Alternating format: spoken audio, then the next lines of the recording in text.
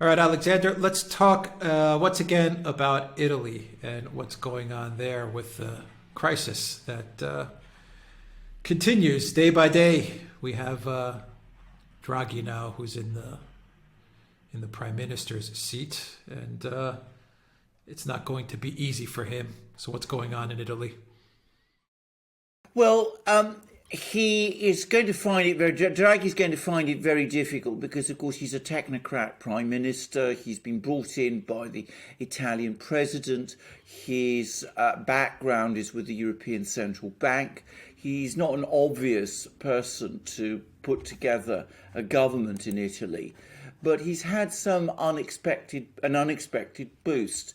Firstly, he's had support from the Democratic Party, which is not surprising. This is the mainstream left-wing party in Italy, which grew out of the Italian Communist Party that used to dominate was an important presence in Italian politics for many years, but it then morphed into a typical European centrist, globalist, middle of the road leftist party. So obviously they would support Draghi. Then the Five Star Movement, which is the party that made up the outgoing coalition, they've also supported Draghi. And again, I don't think anybody's really surprised about that. If there were elections tomorrow in Italy, the Five Star Movement would be obliterated. I mean, it's got very, very shallow roots, and it completely destroyed itself when it went into a coalition with the Democratic Party and Matteo Renzi, who is the sort of leading politician in Italy, associated previously with the pro-EU policies. And the Five Star Movement had been set up as a repudiation of all of that. So going into coalition with the Democratic Party completely discredited it. There are elections now. The Five Star Movement would essentially cease to exist. So, unsurprisingly, they don't want elections and they are backing Draghi. But the real surprise, the thing that I think has stunned many people, is that Matteo Salvini, the leader of the Northern League, has also said that for the moment, and very conditionally, he supports Draghi also. And I mean, he's made comments like this one. I'm reading it now. We are available. We are the leading political force in the country. We are a force which should govern. That's what he said. But then he goes on to say that he's going to support the Draghi as prime minister because he wants to have some role in how funding from the EU is going to be distributed. So I think that has come as a real surprise, and it has caused a lot of anger amongst the right and the Brothers of Italy party, which had been strongly allied with Salvini, has criticised this step and has made it very clear that it strongly opposes any attempt to prop Draghi up. Now, why has Salvini done this?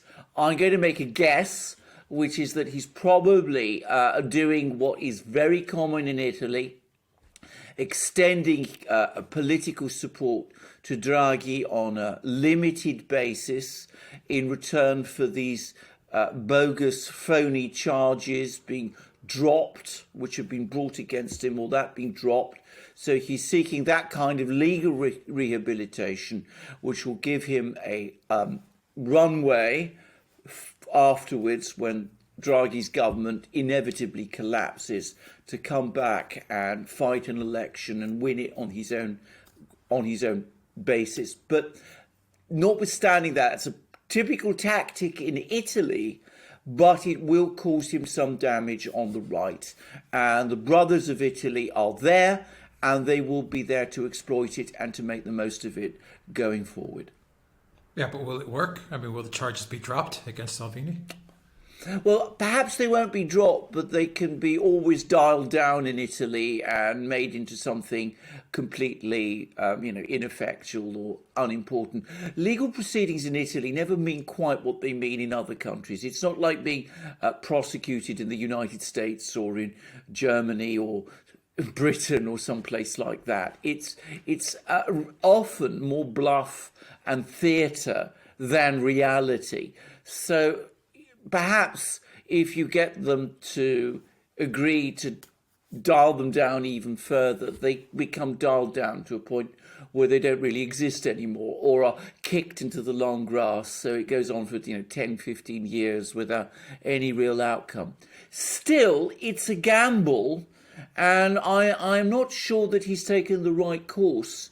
I suspect that he's disappointed quite a lot of people, and there's been a lot of suspicion, a lot of talk about Salvini over the last couple of years, and a lot of people have noticed that he doesn't seem to be as anti-Euro as he once was, for example, and many people looking at this step to support Draghi will be saying, well, actually, he's becoming assimilated and part of the Italian political system, whereas his whole appeal previously had been that he stood outside it. So I think it's a calculated gamble that he's taking. I'm not sure it's the right one, and it does rather show that perhaps he's not quite the uncompromising figure that many people expected that he would be and hoped that he would be. But I would say that with the Brothers of Italy now a rising force, it's also a gamble on the right, because of course if Salvini goes on disappointing people, he could see the Brothers of Italy take a lot of the support which he still has, and the Brothers of Italy is in fact steadily converging with him already. And it may be that going into government, because that's essentially what he's doing, he may think that by gaining control of funding, he can build up a client base that will slow down the progress of the Brothers of Italy, which is, again, very typical Italian politics. But again, if he does that, he looks like a typical Italian politician. And I suspect that if that's the calculation, it will backfire and it will make the Brothers of Italy even stronger. So did the EU, they got to Salvini, in other words, you think? I mean, it seems to me like now you have, if this is playing out like you say, you have Salvini kowtowing to Brussels, to the EU and the technocrats and the bureaucrats, while at the same time fragmenting what could have been a ruling center-right coalition.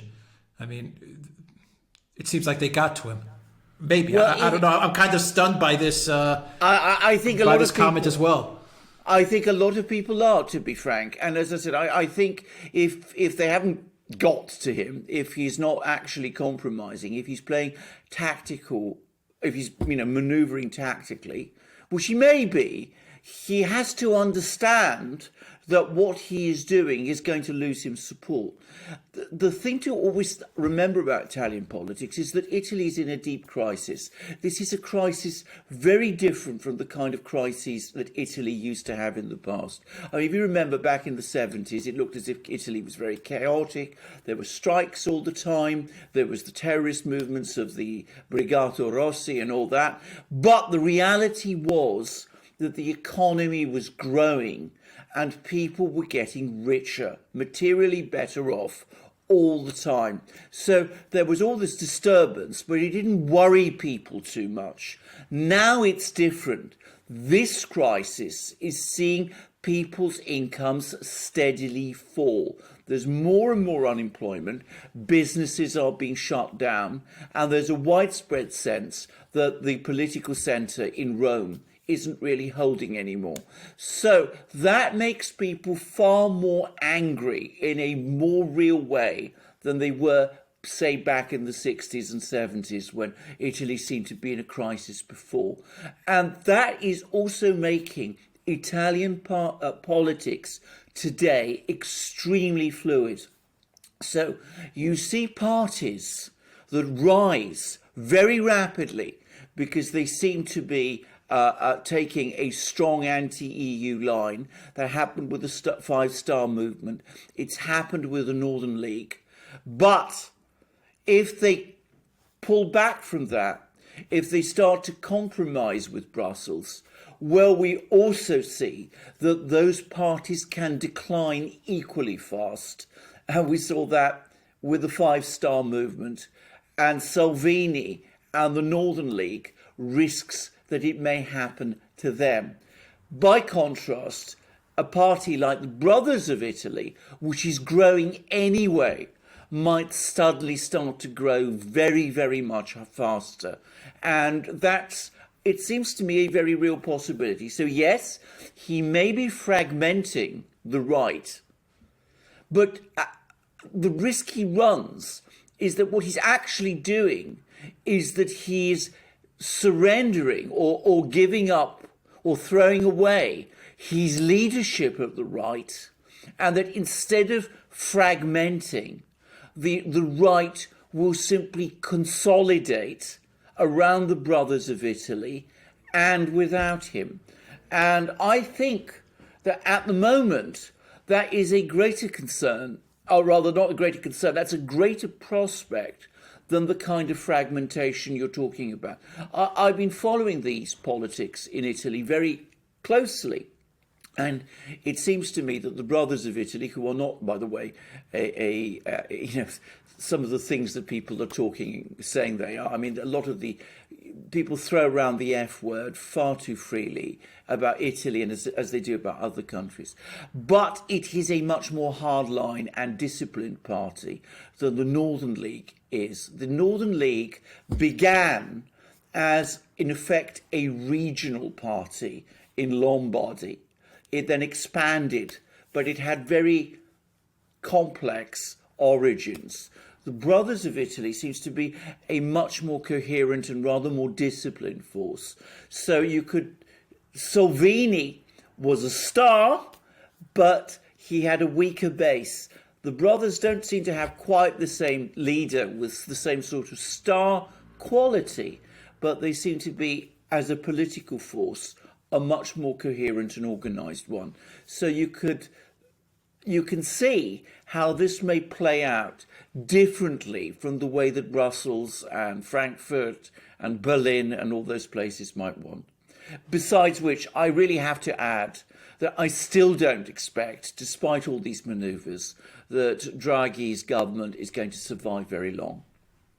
No, it won't survive very long, but the point is who's going to take over? Maybe that's exactly Salvini's point. Maybe Salvini is preparing himself to take over. Well, that's right. And in order to do that, he's moving himself more to the center because he thinks, like so many politicians that make the mistake, the majority of politicians that make the mistake, they think that if I can move to the center and wow the left, then, I'll finally be accepted. I'll be part of the cool kids club. And, you see that all the time. And you don't only see that actually from right, center-right politicians. You actually see that from radical left politicians as well, going back to Tsipras in Greece, where they always think if I can get to the center-left and woo the neoliberals, then I will be, I'll be in the club.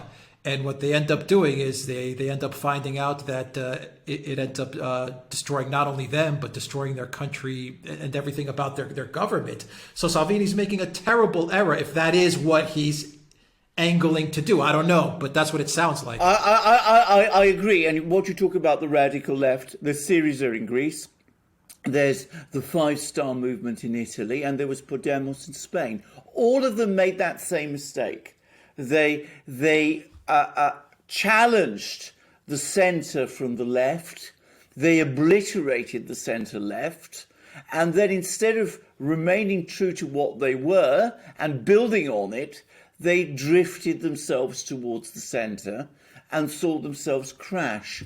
Now, I have to say, I'm surprised if Salvini is making that mistake, because he seems to me a much more skillful and, intelligent political operator to do that. But that does seem to be the mistake he is making. It may also be, and this is a very Italian way of thinking, that his real purpose is not so much to move to the centre in terms of, the ideological spectrum, but to the centre of power, to get his hands on some of the levers of power in Rome. I mean, some of his comments seem to suggest that. But again, if that's what he's thinking, I think he's making a mistake, because the levers of power are not really any more in Rome. They're in Frankfurt and Brussels. And it's strange that he doesn't seem to have understood this.